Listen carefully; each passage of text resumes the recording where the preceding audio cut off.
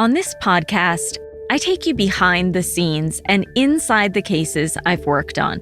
I give you unique perspectives with access to forensic analysts, sketch artists, and investigators that help solve crimes and bring justice and closure to victims and their loved ones. I've shared a handful of cases where investigators use covert techniques to obtain evidence or elicit confessions.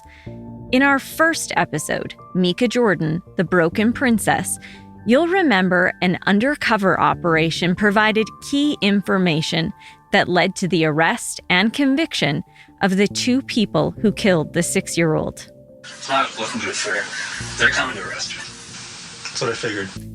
I've also shared one case where the courts didn't allow the covert operation. In Beyond a Reasonable Doubt, the justice ruled that police overstepped.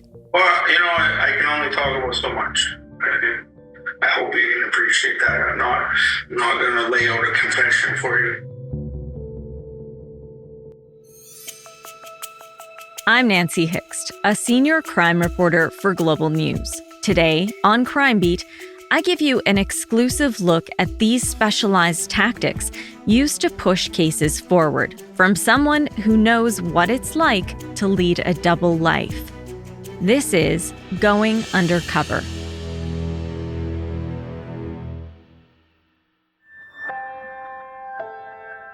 For safety reasons, we aren't identifying the officer featured in this episode.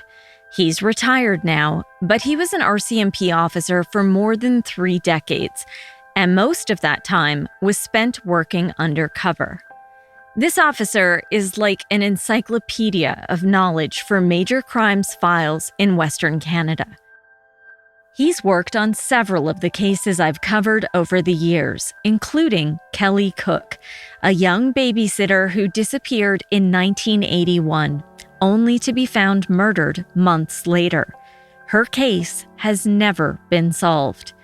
He also worked undercover in the investigation into the murder of Deline Hempel.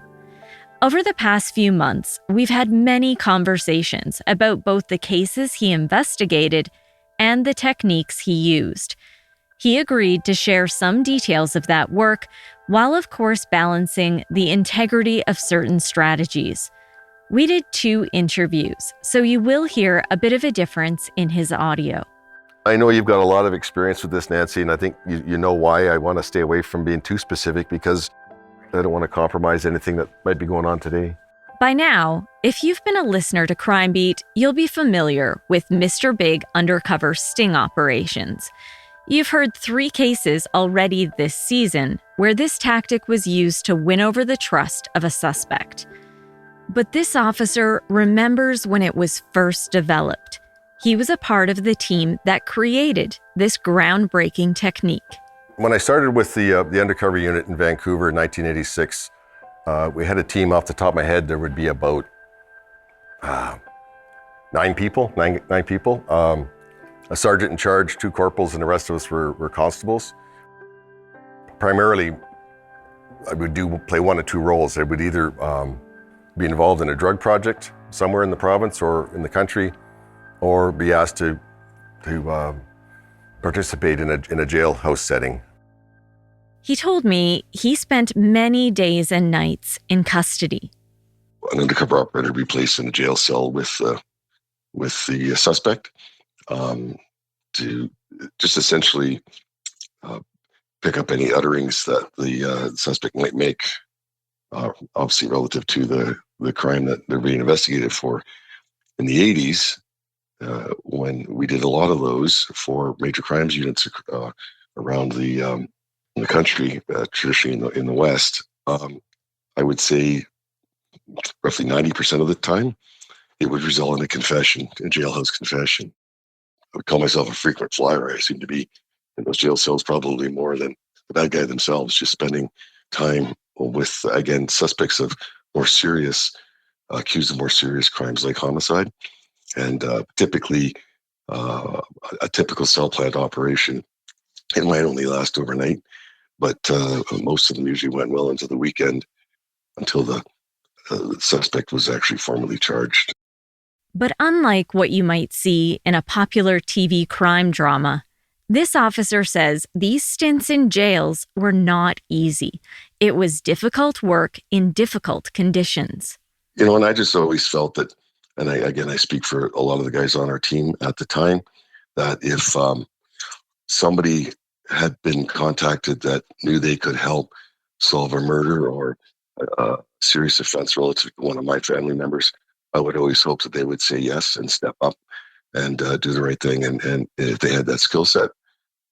So as a result, at least for myself, that always crossed my mind when the phone rang, and I could never say no. It did negatively impact my personal life, but in terms of the bigger picture, it meant everything to that family and it meant everything to that court case to see justice done. But then the rules for those operations changed. When the Supreme Court of Canada determined that the jailhouse inmate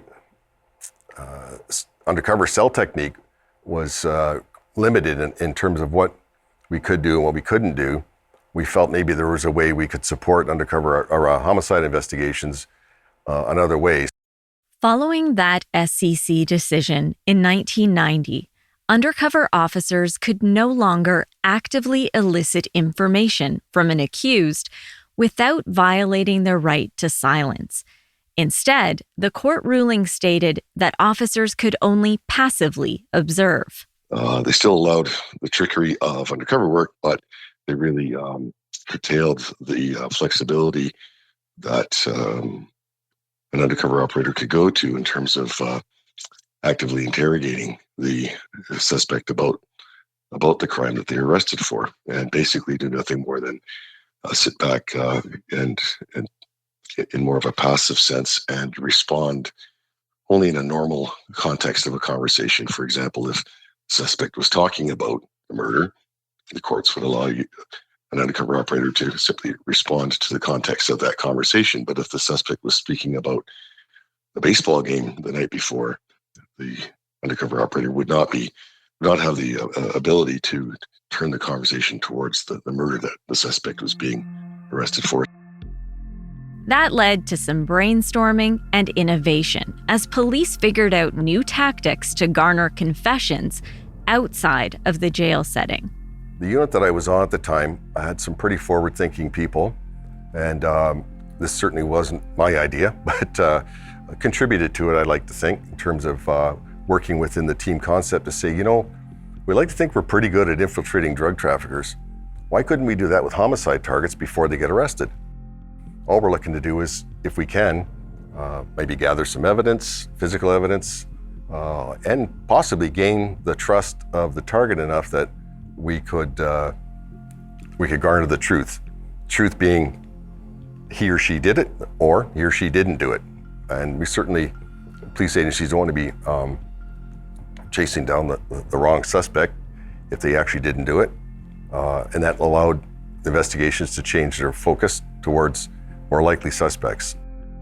The undercover team approached homicide investigators in the Lower Mainland of British Columbia to put their ideas to work. He said they experimented to establish what would be allowed as evidence in court.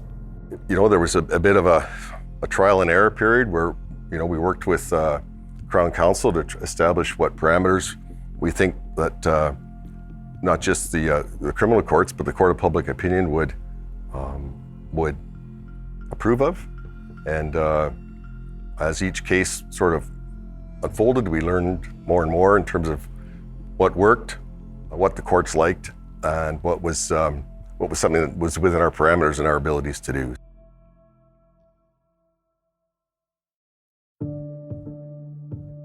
As you might remember from the last episode, The Second Shift, in 1993, this officer was a part of one of the very first Mr. Big Sting operations in Alberta, when investigators targeted Stephen Bairns for the murder of Deline Hempel. Since then, he's developed a very specific set of skills to gain a suspect's trust. He told me there's a lot of work put into creating each scenario and cover story that gets the entire operation rolling. The cover stories are typically target specific. And I'll just draw a contrast. In one hand, if you've got a contract killer versus, shaken baby death, for example, you're going to curtail your scenarios accordingly, because a contract killer is not going to be interested in rather minor and benign scenarios or criminality. He's going to want to be involved in the big stuff. Whereas, a 30-year-old father who's had one bad day, maybe lost his job, and I'm not excusing this, but of course, I think people would appreciate that you're not going to bring that guy in front of, the Godfather or somebody he sees as the Godfather, or a big crime boss of organized crime, because that's going to be totally outside his comfort zone. You don't want to intimidate and scare the target off, but at the same time, you want them to be at a level where they feel comfortable, and you can gain their trust. I should note, police conducting a Mr. Big sting operation have to follow very specific rules, or risk the evidence being thrown out of court. In a 2014 decision, the Supreme Court of Canada outlined key issues with the technique. It pointed out that these confessions are often accompanied by evidence that shows an accused willingly participated in simulated crime and was eager to join a criminal organization, which can sully the accused's character and bring with it the risk of prejudice. The court noted that wrongful convictions can often be traced back to evidence that is either unreliable or prejudicial. That's why Mr. Big stings are presumptively inadmissible in court, meaning the prosecution has to establish that the value of the evidence gathered in a Mr. Big outweighs its prejudicial effect. Trial judges carefully scrutinize the conduct of police to make sure there is no abuse of process. You'll remember these guidelines and the judge's consideration of the SCC ruling in the episode Beyond a Reasonable Doubt, where I shared the story of Terry Ann Dauphiné. Nearly 2 decades after her murder, evidence against her estranged husband, gleaned from a Mr. Big operation, was ruled inadmissible in court. Here's the prosecutor, Ken McCaffrey, and defense lawyer, Balfour Durr. The judge, in her reasons for decision, made comments about the police and basically saying that they went too far in this case. And I know that the police feel strongly otherwise, and I respectfully disagree with some of what the judge said about police conduct. The problem is that is a finding of fact, and the Crown is not allowed to appeal findings of fact. We can only appeal on the basis of errors of law. So even though I may respectfully disagree with the judge, it's not an appealable ground. She set everything out fairly and then was actually critical of the police for the tactics they had used in this one. The system is designed that it's better that 100 guilty people go free than one person who's not guilty be convicted. And we've had cases of wrongful convictions in this country. We don't want to repeat that again. So, although I disagree with some of the judge's findings, I respect her decision. Some people who don't understand the justice system have trouble with it. They think, well, if it wasn't Mr. Dauphiné's, he's not guilty, then someone else had to do it. But if there is no somebody else, then it had to be Mr. Dauphiné and he should have been found guilty. But that's not how the system works. The system works this way. If someone is charged with an offense, the prosecution must prove beyond a reasonable doubt that the person did it. As you'll recall, there were other evidentiary challenges in that case, and ultimately, the charge of second-degree murder against Ken Dauphiné was stayed.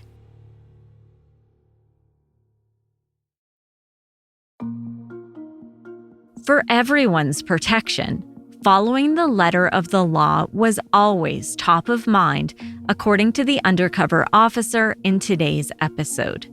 Some of these cases the wrong suspect's being targeted, and by ruling out a particular person, you can assist that investigation with going on track, and that's what you want. You never want to falsely convict anybody.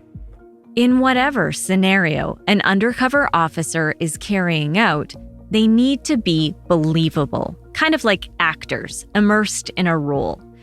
During my time as a crime reporter, I've met several officers who do this type of work. I've seen photos of them while undercover versus what they look like day to day, and it can be a stark contrast. A lot of times people were quite surprised to find out what I actually did for a living. I recall I probably had been doing undercover work for about 2 or 3 years, and I went back home to visit my family back east, and I still am quite close with a network of high school buddies, that about 5 or 6 of them that we still text and talk frequently. But on this occasion, when I went back home, I looked remarkably different. I actually had to, in a pub, walk up and introduce myself to one of my best friends because he didn't recognize who I was, which kind of drew a laugh from some of the other guys who did. Every scenario calls for a unique strategy. He said there's careful consideration put into determining what an undercover officer is told about a case. My experience always has been that any of the details that I'm told about the case are extremely limited, and any details, if any, are disclosed, it's for an officer safety reason. In other words, if this was a shooting case, I would expect they would tell me that I could expect that the target of the investigation would be quite comfortable, and might even not to be surprised that firearms might be something that he or she brings into the equation. But outside of that, my practice has never been to know any of the details for one simple reason, and that's the fact that you never know when an utterance can be made. Hopefully it's in a situation where there's a clear recording of it, but I've had many occasions where, this being one of them, where utterances made and admissions made at the beginning of the investigation weren't recorded, and if they're accurate, I could have only got it from the person who committed the crime, because the only other person who would know the details is dead. He said it's common for some key details to be kept from undercover officers. That type of information, in my experience, is absolutely critical to whether or not you can prove the veracity of what someone's saying, because there's a term in Canadian policing called holdback information. And what holdback information is basically what the mechanism of death is, that basically only the police, the deceased person, and the person responsible for that deceased person would know. Over the course of his career, being part of hundreds of undercover operations took a toll. In terms of my own mental health, I played a lot of hockey, and I also competed in weightlifting events. And I found that was a real formed a real solid foundation for me to just sort of keep things real.